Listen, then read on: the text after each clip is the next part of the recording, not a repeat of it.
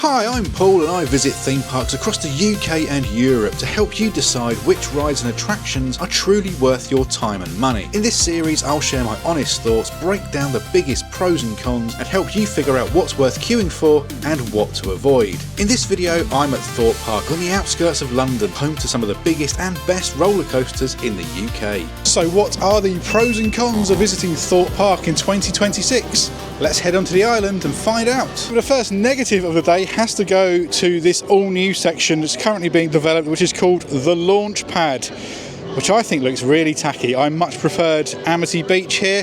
I understand they wanted to update it, but I mean, it looks a bit like a playground to me, just without any playground rides. Let me know what you think, but for me, that's a con. A shark diving into the side of a hotel. There is not a single world we live in where that could not be given a pro. And the theming of Amity in general, I think is really nice. Tidal Wave is not operating at the moment, it's still a bit too cold, but even still, I've always liked the theming around this section of the park. Like I say, without the water, it looks a bit trashy. But once this is filled back up again and Tidal Wave is running, this will all look much nicer. And while we're in Amity, it'd be rude not to pop down to the Speedway for a quick ride on Stealth. This is one of the fastest roller coasters in the UK. It accelerates from 0 to 80 miles per hour in just 1.8 seconds. Let's go for a ride.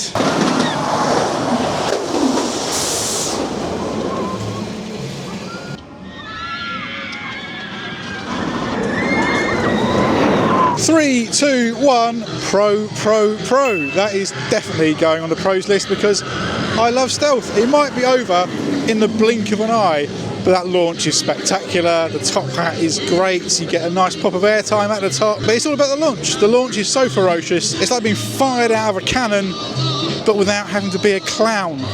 Although that is up for some debate. It is always a great way to kick off a day at the park as well, because nothing's going to get your adrenaline spiking quite like being blasted out of the station at 80 miles an hour. Go, go, go! So for the next experience of the day, I am heading on to Swarm Island, arguably the most immersively themed section of Thorpe Park. The details around Swarm Island never fail to impress me, from this upturned ambulance to the telephone box being ripped out of the ground and this lorry just being turned onto its side, and of course the crashed plane, the wing of which Swarm dives under, making for a very unique and interesting visual effect and head chopper. In fact, some might claim that this is the best themed roller coaster in the UK, and I'm not going to argue. This is such an impressive land. In fact, I'd go as far as to say it's really good. So let's head on to the Swarm.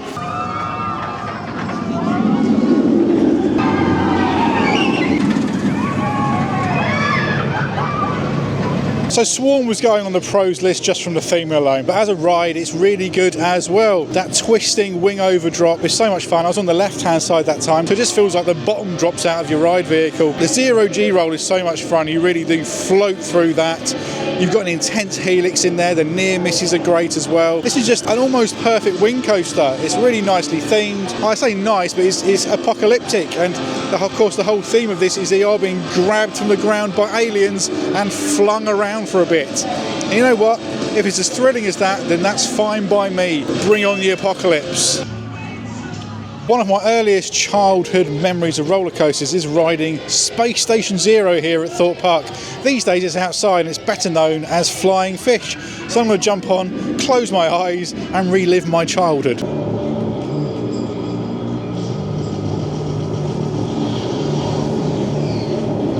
Now, all being said, Flying Fish should probably be a neutral rather than fitting into either category. However, I didn't just have 2 laps on that occasion, nor did I have 3. That was a 4-lap special on Flying Fish. There was no queue, so they just kept sending us around and around again. And for that reason, and because that was so much fun, it's got to go in the pros pile. It's a perfectly adequate family-powered coaster. It's got a bit jolty in its old age, but you know what? That was a really fun experience.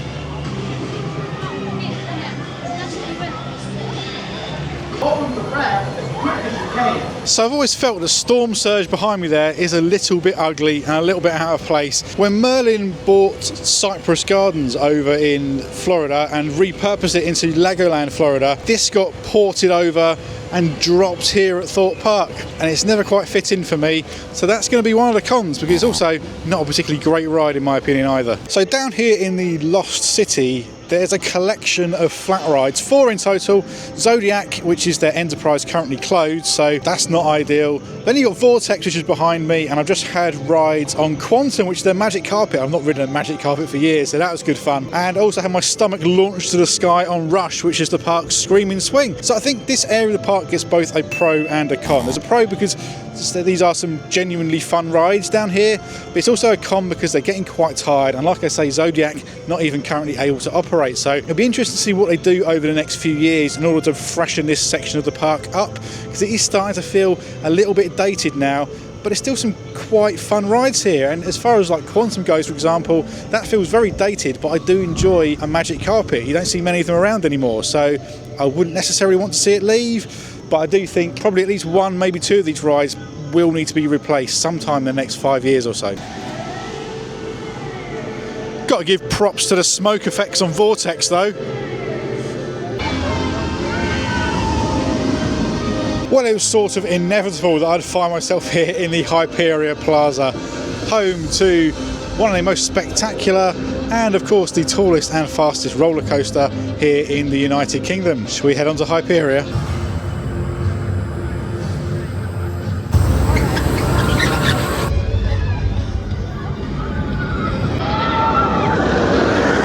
That was a really, really good ride on Hyperia. So good to get back on it in 2026.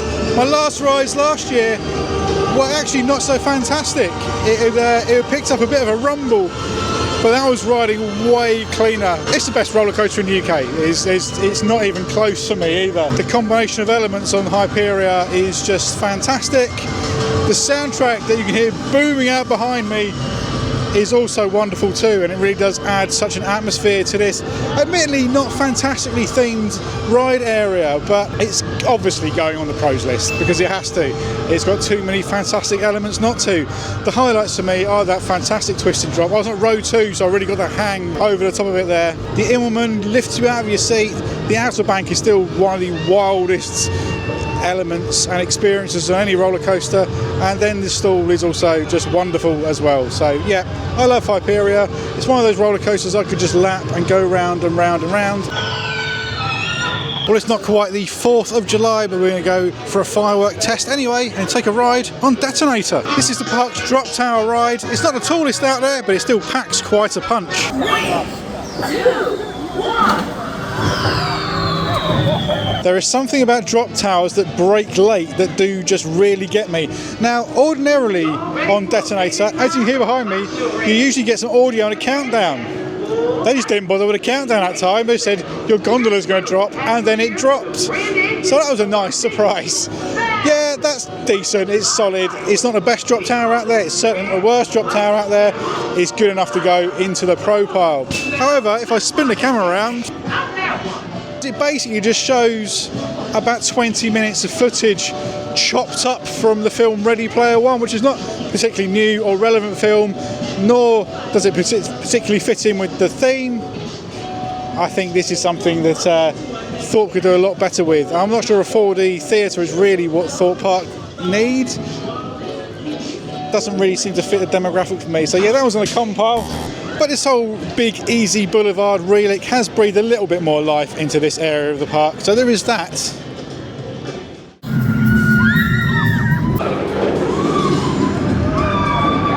So I'm back at Thorpe Park for day 2 of pros and cons, and first up we're going to discuss Saw. If you've watched this channel before, you know my feelings on Saw. It is by far from one of my favourite rides. So I'll start off by saying I do appreciate the theming. I'm not a fan of the Saw films myself, particularly. I've seen them all, but I think they're mid at best, and once you get past the 3rd one, they get quite poor. Anyway, this isn't a review of the Saw films, it's a review of Saw the ride. So I appreciate the theming, and the indoor section is quite a lot of fun. Once you get outside though, it just gives me such a headache. It just plants my brain in the roof of my head, and I come off just feeling way worse than I did beforehand. So for that reason, I'm giving this one a con. I appreciate some people could disagree with me on that one, but this is my review, so leave your comments below. And next up, we're going to talk about Colossus. This was the world's first 10 looping roller coaster when it opened back in 2002. Again, there's aspects of this that I enjoy. The drop's fun, the loop's pretty good. The airtime hill under the station is also decent. I've got to say, that Cobra Roll rides way better than I remember it. But that back half is really uncomfortable. If you sit towards the back of the train, and the trains are the issue here, they're so cramped, the restraints are heavy, I feel like my knees are up around my armpits, and that does massively detract from the ride experience overall. So again, I'm going to stick this one in the cons part. I think it's slightly above Soar for me, but it's not a ride I would choose to get on more than once a day, whereas there are so many rides here at Thorpe Park I would lap over and over and over again. And next up, we're doing Walking Dead, The Ride. 5 words and 2 of them are the. Doesn't feel very efficient to me.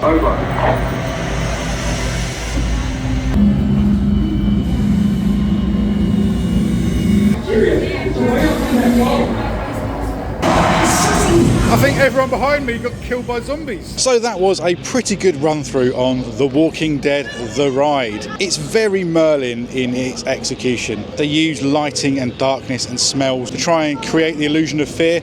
I quite like the pre-show bit. I like how on the CCTV you got various Thorpe Park rides with zombies staggering around out the front of them. That's quite a cool little touch. And the roller coaster itself, it's a roller coaster in the dark. If you know me, I always quite enjoy those. There's a few little stop-start sections where zombies try to attack you, and there's some voiceover stuff going on to keep the story going. Yeah, I actually think that's a pretty solid ride for what it is, and so I'm going to give it a pro.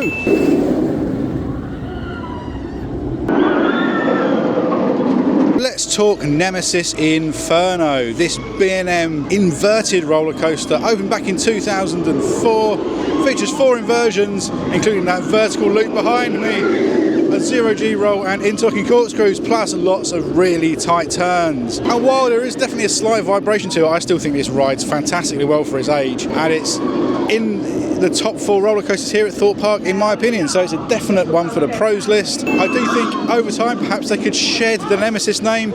It may seem to a volcano and not an alien crab, so that's something that they could sort out just to take away that Nemesis inferior tag that gets unfairly bestowed upon it. But on the whole, I think this is a really good roller coaster. Ghost Train is just about the only real dark ride here at Thorpe Park, and I hesitate to call it a ride because it's more of a walk-through theatrical experience, and it's one that very much features a sort of amateur dramatic sort of vibe. You board the train, creepy things happen, the conductors act a bit weird and kind of shout things at each other. This goes on for far too long, and I find it hard to stay immersed in the experience with this one. There's then a few walk-through type sections where you're given the story about the Angel of Death, you reboard the train, more messed up stuff happens, some nuns come out and try and spook you, and then you exit through the gift shop. It's a very flat experience in my view. I've never really been a big fan of it. I think back when it was Darren Brown's Ghost Train, at least it had a little bit more about it. In its current iteration, I'm not much of a fan at all, so it's almost a con for me. And I think the biggest shame for me is there's such a big building there that could house a genuinely world-class dark ride if they really wanted to invest in it. They've spent a lot of money on this as it is, and for me it's a very, very mediocre experience. So let's have a quick chat about the food options here at Thorpe Park as well. So they have quite a varied choice. You have the standard kind of Merlin type places like the pizza pasta buffet and the Mexican restaurant. They're the sort of things that will get included in your Merlin annual pass discount. But you also have third-party places here, unlike the other Merlin parks. So you do get Burger King, like the Hyperia Burger King behind me there, and KFC as well. So it gives you quite a lot of options if you're on site. Obviously, you will pay slightly more here than you would do on the high street, but I still think it's great to have these kind of options available instead of just the very flat Aramark type food that you get at the other parks. So I think Thorpe Park has by far the best food offering of any of the Merlin parks. So it's going to go on the pros list for me. And if you come here during the events like Fright Nights and things like that, they actually have tons of different stalls open as well, which increases that offering even more. Hi, I'm Sam Uri and you're watching Coaster Wave. Please like the video, hit that hype button and subscribe for more content and terrible humour. Let's talk Samurai, and I've arguably left the hardest ride to rate until last there because I think there's some real positives and also a few negatives about that. So let's start with the positives. The ride experience is really fun. It's unique to anything else here on resort. It does throw you around quite a lot. You get some very different forces, like I say, to any other ride you're going to experience here at Thorpe Park. You also get some fantastic views, particularly if you saw the ride, which is also just behind it, and Hyperia, which is just the other side of the camera here. So great to get some unique views of those headline roller coasters here at Thorpe Park too. However, it's also a very, very slow loading ride, and consequently the queue times, even when advertised are being quite low, are often a lot longer than suggested. So that was advertised as a 10-minute wait, probably waited about 25 minutes all in all there, and that's not ideal. Also, it is operated very much on a theme park cycle, and if you've ridden a top scan at a fun fair, you know these can be a hell of a lot wilder than this. So as a result of all that, ultimately this probably falls in neutral. So I'm going to give this a pro for the ride experience and the other things I mentioned, but also a con for the negatives. Finally, let's have a chat about the operations here at Thorpe Park in general, because I think this is the best operated of the Merlin theme parks in terms of how quickly the ride teams get vehicles out of the stations, they keep the queue lines moving. There has been some downtime on rides, but that obviously is less of an operational thing and more of a kind of a maintenance thing. Or in the case of Saw just now, that was closed due to needing to be cleaned up, which means I guess would basically vom their guts out. Can't really blame the staff for that. So that gets a pro from me as well, because I do think this is by far the best of the Merlin operated theme parks, both in terms of kind of the general walking around and the atmosphere of the park. It's also lit up beautifully at night time. That one also goes in the pro pile, and I'm going to leave that there for Thorpe Park because I think I've covered just about all the major rides here. I'm going to have a few more rides on Hyperia just to finish off my time here, and if you enjoy hype, then hyping this video is the best way to support the channel. You can also go and check out my merch range over on coasterwave.com, because all the money I earn from that gets rolled straight back into the channel, and then I can make more videos like this. Alright, thank you very much for watching, and I shall catch you soon here on Coaster Wave.